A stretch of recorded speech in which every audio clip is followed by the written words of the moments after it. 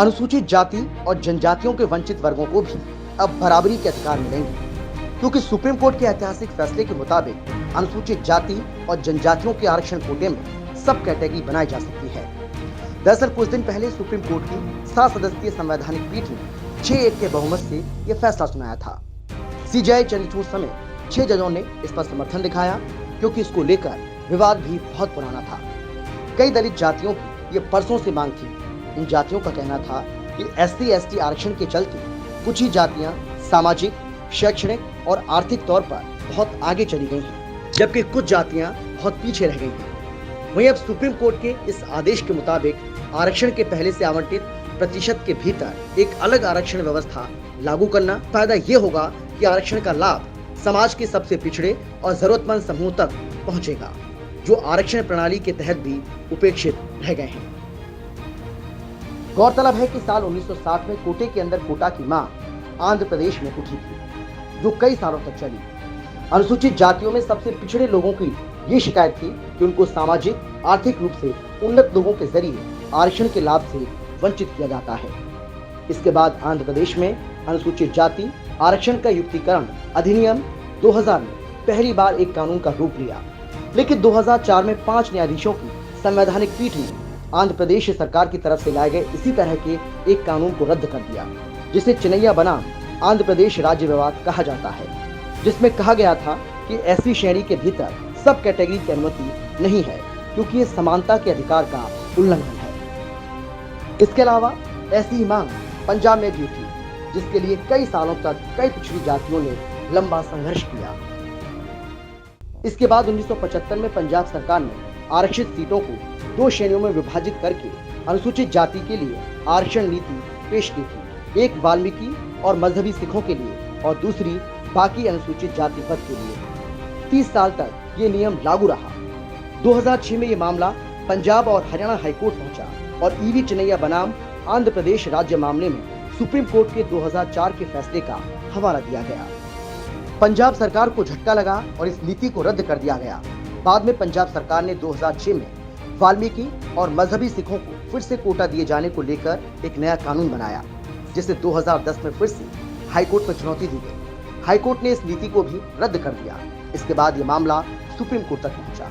यहाँ पंजाब सरकार ने तर्क दिया कि इंदिरा साहनी बनाम भारत संघ में सुप्रीम कोर्ट के 1992 के फैसले के तहत ये स्वीकार्य था, जिसमें अन्य पिछड़ा वर्ग यानी ओबीसी के भीतर सब कैटेगरी की अनुमति दी थी। पंजाब सरकार ने तर्क दिया कि अनुसूचित जाति के भीतर भी इसकी अनुमति दी जानी चाहिए। इधर सरकार सुप्रीम कोर्ट में पिछड़ी जातियों के अधिकारों के लिए लड़ रही थी, तो सड़क पर लोग भी संघर्ष कर रहे थे। पैदल यात्रा निकाली जा रही थी, तो धरने भी दिए जा रहे थे। वहीं हरियाणा में भी ऐसी व्यवस्था लागू करने की मांग की जा रही थी। हरियाणा में भी 1994 में तत्कालीन मुख्यमंत्री भजन लाल ने एक नोटिफिकेशन के जरिए SC आरक्षण को A और B कैटेगरी में बांट दिया था। A कैटेगरी में धानक, खटीक, वाल्मीकि, डेहा और सैंसी समेत कई जातियों को शामिल किया गया था, जबकि B कैटेगरी में सिर्फ रविदासिया समाज रह गया था। हालांकि बाद में यह मामला हाई कोर्ट और उसके बाद सुप्रीम कोर्ट पहुंच गया था।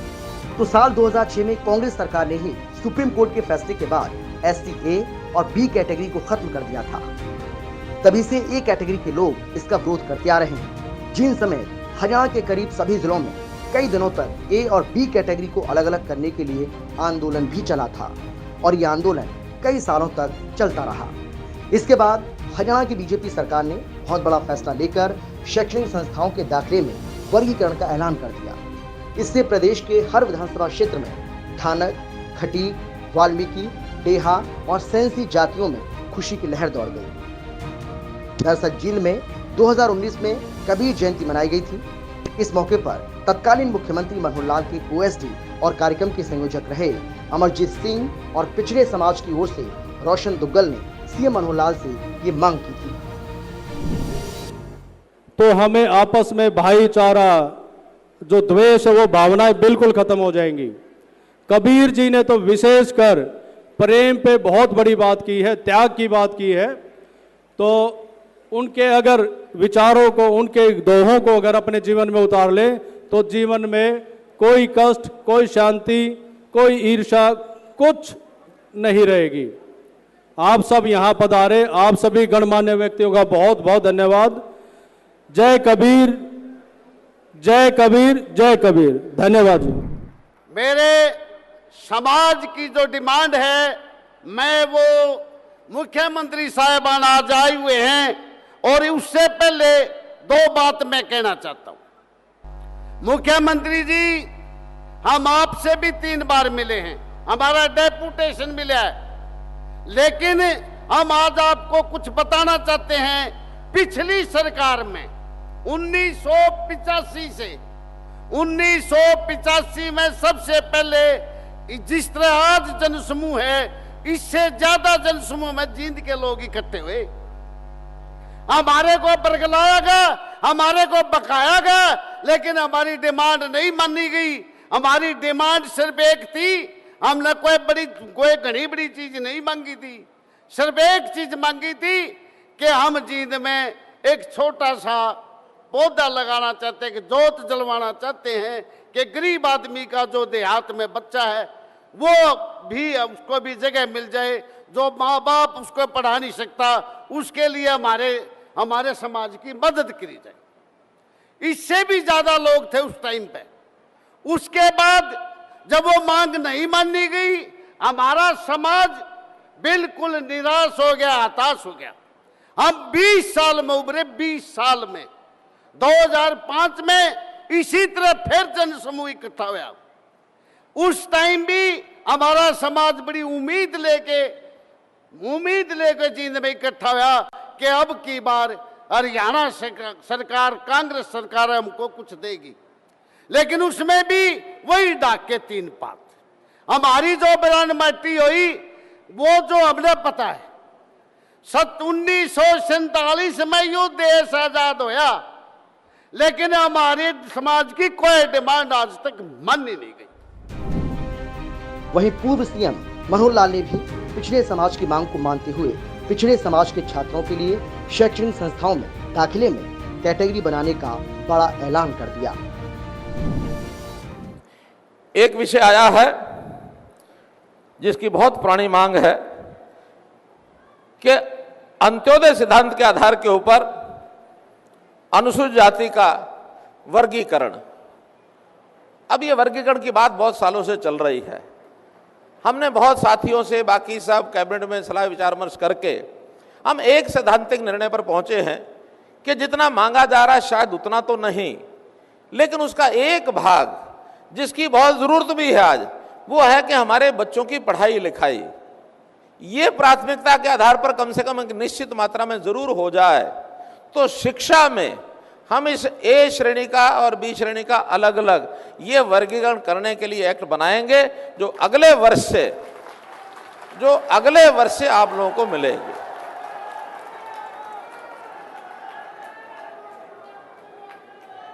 क्योंकि आखिर बच्चे हमारे पढ़ लिख करके जितना आगे बढ़ेंगे उतना ही अपने पैरों पर खड़े होने के लिए उनको अवसर मिल जाएगा।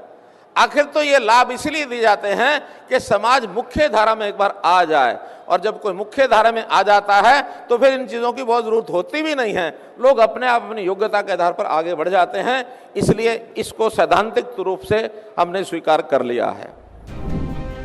इसके बाद पिछड़ी जातियों की एक और मांग ने जोर पकड़ा, और ये मांग थी वंचित वर्ग की जातियों को पदोन्नति में आरक्षण दिया जाए।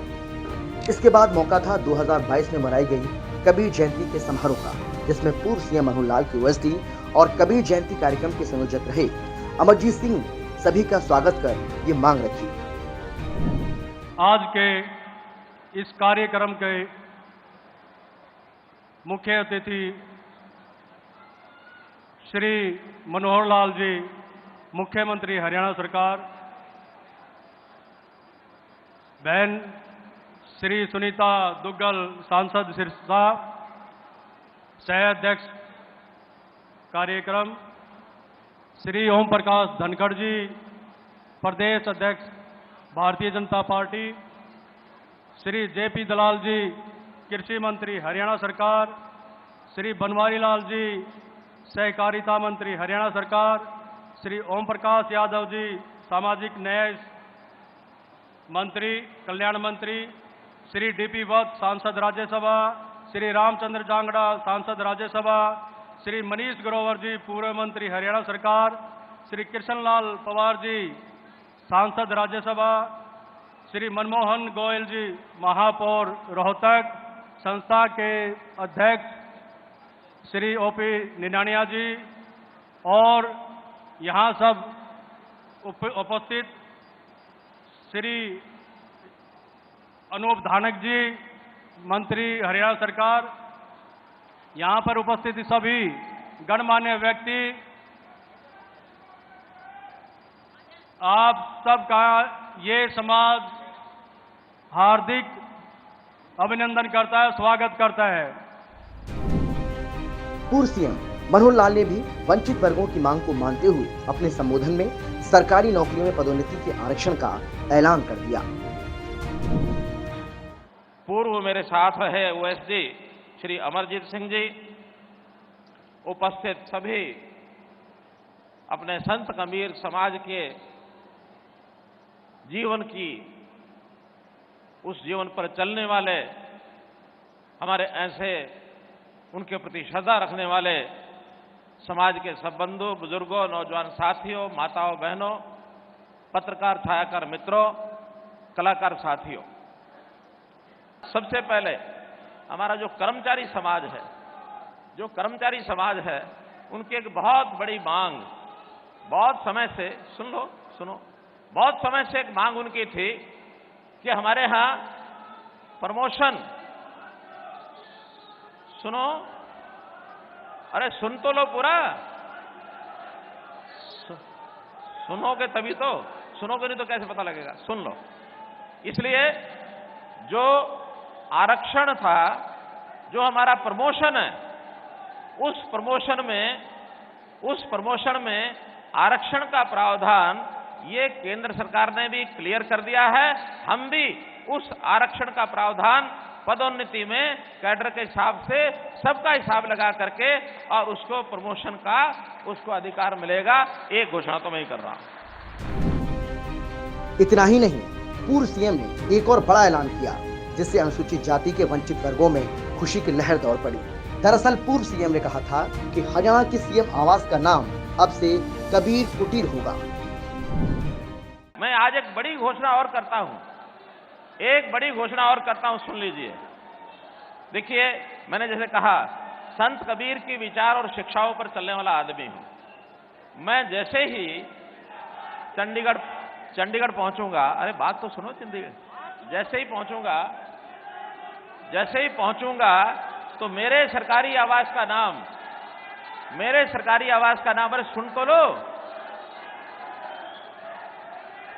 सुनोगे नहीं तो आज जिंदाबाद जिंदाबाद करते रहोगे। मेरे सरकारी आवास का नाम संत कबीर कुटीर रहेगा।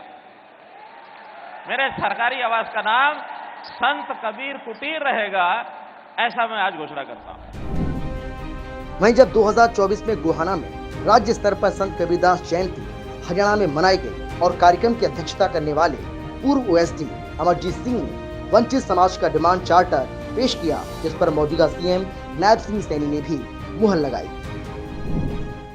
जो डिमांड चार्टर है, वो सबसे बड़ी बात है कि माननीय मुख्यमंत्री जी, जो हमारा डिप्राइव्ड शेड्यूल कास्ट है, जिसमें वाल्मीकि, धानक, डीएनटी, सांसी, खटीक, बाजीगर, ओड, सपेले, ये सारे आते हैं। आपने 2019 में शिक्षा में आरक्षण की जो बहुत बड़ी सुविधा दी, उसके कारण हमारे डॉक्टर, इंजीनियर, वकील सब क्लास 1 अफसर बनने के लिए वो तैयार हैं।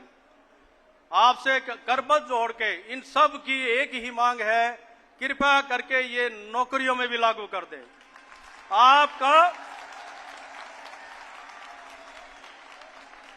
आपका ये समाज, दलित समाज, शोषित समाज जिंदगी भर ऋणी रहेगा, आपको कभी नहीं भूल पाएगा। वंचित समाज की मांगों को सीएम नायब सिंह सैनी ने मानते हुए बड़ा ऐलान किया। उन्होंने कहा कि यह मामला माननीय सुप्रीम कोर्ट में चल रहा है और इस पर फैसला आना बाकी है। सुप्रीम कोर्ट का फैसला आते ही इसे लागू किया जाएगा। और आज का जो कार्यक्रम का आयोजन किया है, पूर्व में हरियाणा के मुख्यमंत्री जी के ओएसडी रहे आदरणीय अमरजीत सिंह जी, जिन्होंने इस भव्य कार्यक्रम का आयोजन किया है। एक और जो मांगे हैं आप लोगों ने कि हरियाणा सरकार में जो क्लास 1, क्लास 2 में पदोन्नति को जल्द लागू किया जाए। मैं ये आज कबीरदास जी महाराज, क्योंकि मैंने कहा है कि मैं आपके परिवार, अपने परिवारजनों के बीच में आया हूं और मेरा जो जिस मकान में रहता है वो भी संत कबीरदास जी महाराज के नाम से है। मैं एक विश्वास आप लोगों को दिला रहा हूं, क्योंकि ये मामला ये कोर्ट के अंदर पेंडिंग है और उसकी हम पैरवाई भी कर रहे हैं। जिस दिन ये क्लियर हो जाएगा, ये सुविधा भी जो आपने मांग की है उसके अंदर सरकार पूर्ण रूप से आपके साथ है। आपको किसी प्रकार की वो दिक्कत नहीं आने देंगे। इसको लागू करवाने का हम पुरजोर इसके अंदर काम करेंगे। गौरतलब है कि सुप्रीम कोर्ट के ऐतिहासिक फैसले को लेकर अनुसूचित जाति और जनजातियों के वंचित वर्गों में खुशी की लहर है। वहीं सरकार को धन्यवाद देने के लिए थानक समाज से आने वाले हरियाणा के पूर्व सीएम के ओएसडी रहे अमरजीत सिंह ने सीएम नायब सिंह सैनी से मुलाकात की। उनका कहना था कि हरियाणा सरकार भी कई सालों से वंचित वर्गों को उनका अधिकार देना चाहती थी, लेकिन मामला सुप्रीम कोर्ट में पेंडिंग था। यही वजह थी कि हरियाणा सरकार के हाथ बंधे हुए थे। लेकिन सुप्रीम कोर्ट में हरियाणा की बीजेपी सरकार ने पूरी पैरवी की, जिसका नतीजा ये निकला कि अब अनुसूचित जाति और जनजातियों के वंचित वर्गों को भी उनका अधिकार मिल पाएगा।